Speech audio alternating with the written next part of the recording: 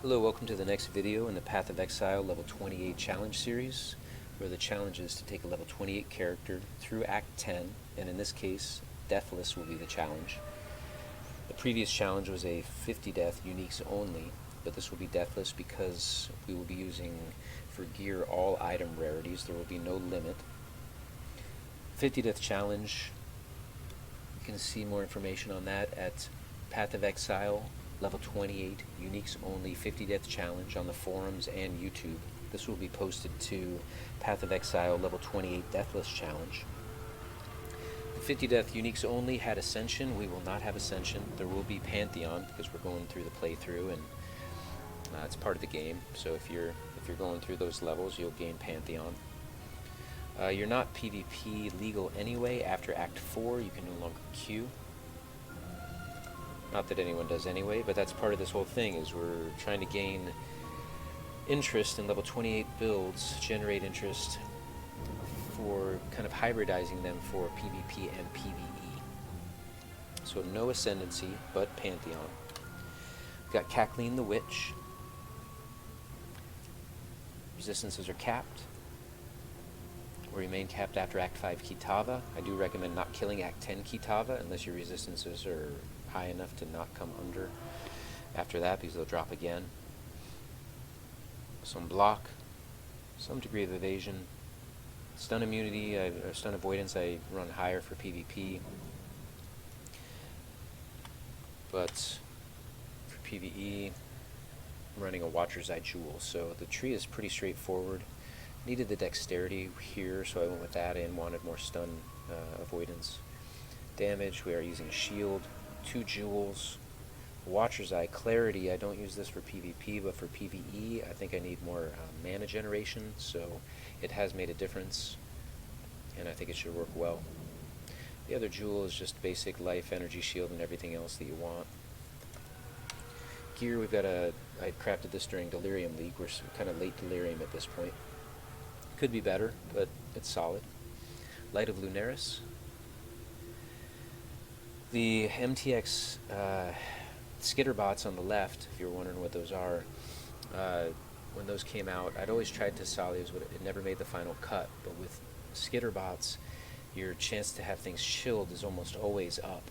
So it synergizes very well, and Thessalios becomes even better.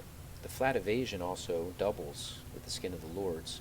Doing Wicked Ward, never used that before. I was using a Phase Acrobatics skin, but this feels better. You know, as a caster, I don't mind running for a few seconds until my energy shield recharge starts, and then when you charge back in, it's not stopping, it just keeps going up. Barracks Grip and everything it does. The leech on the Barracks Grip I don't think is very noticeable. I play tested it and I just don't really see it or feel it. Darkness Enthroned for just a lot of other build options and utility. The rares are pretty straightforward. Life and resistances and energy shield. Trigger Word of Spite. Word of Spite, I love that enchantment. It looks super cool. Gives extra chill. Does some decent damage. I'm not going to do much at higher level, but it'll be, at least I'll know when I'm getting hit. Basic boots, I don't need move speed. For skills, and then anointments, of course. I did the 50 death challenge during the Blight League, so in standard. So the builds did not have anointments.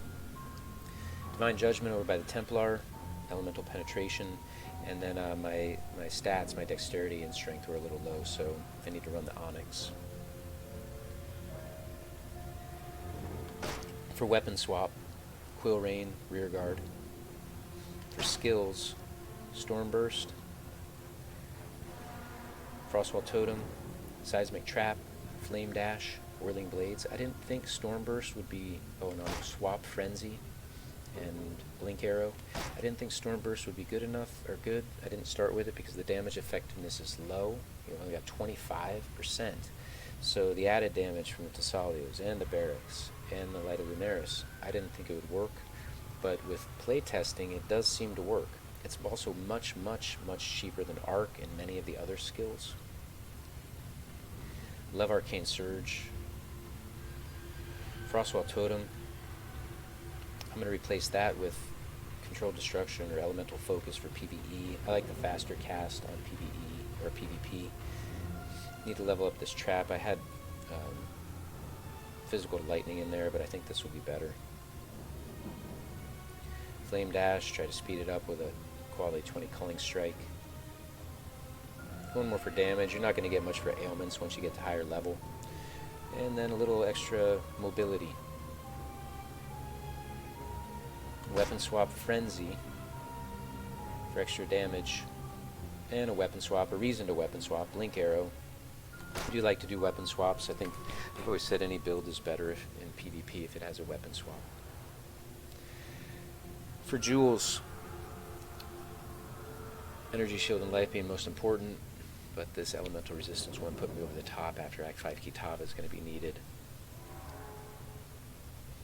And I figured the stun mod, I don't know how long that's been out. I think only a few patches, but I don't want to get stunned as little as possible. For Flask, Panicked. For PvP, definitely. PvE, still like him the best. Freeze Chill, don't want to die that way. Bleed, these Enduring Mana Flasks, amazing. I'd never used one before. And with the ailments on there, you just hit it and just go. You know you're going to just keep going. I mean, it's just great. I just love that flask. Wise Oaks. And that's it. Oh, for auras, of course. Skitterbots, Clarity, and Arctic Armor. So we went over the Skitterbots. Clarity definitely needed on this. I don't have a negative mana chest or jewelry or anything. And then Arctic Armor for damage reduction, an additional chill application in case the Skitterbots aren't chilling something. Hopefully I am. And that'll be the level 28 Deathless challenge. So I don't know if I'll be able to do it. I'll be happy with under 5. If you like boss fights, highly recommended. It's a lot of fun. I've played a lot of games, and I enjoy Poe a ton. But this has been one of my favorite parts of the entire experience. And overall, I just say good luck and have fun.